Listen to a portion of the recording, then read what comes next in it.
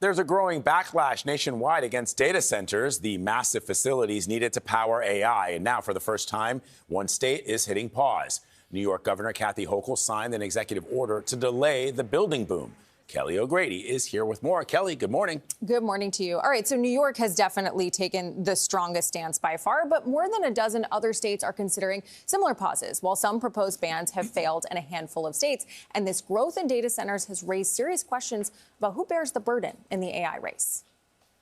We have no choice but to address these challenges created by these massive facilities. The latest battle in the war against data centers, warehouse-like buildings filled with servers that power artificial intelligence.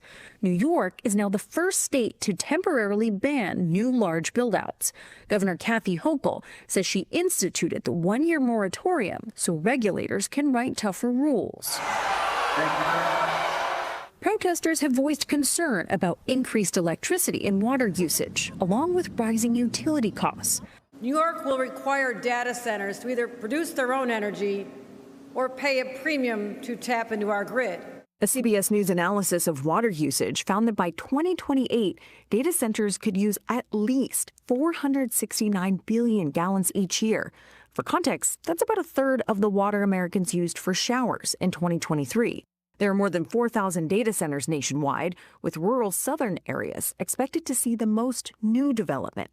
Who does the public think is picking up the tab or the broader cost for these data centers? They largely see it falling on them. Cost in the form of higher electricity, cost in terms of the quality of community life, the noise, the effect on water use. And that's why we're seeing government officials all across the country trying to backtrack and calibrate their positions to more effectively address that, especially in a midterm election year. All right, so of course this begs the question, Kelly, why are technology companies and states still pushing ahead to build these?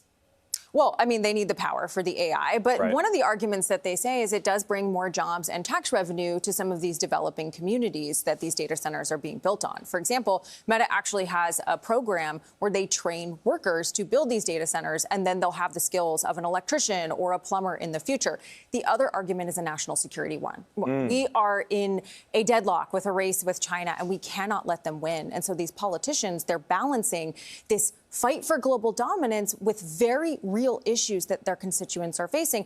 If your utility costs are going up in rural Georgia, you don't care what's going on in China. They have not figured out how to message that. Could be a flashpoint in the midterms. Yeah, who bears the cost? That's the ultimate question. Kelly, thank you.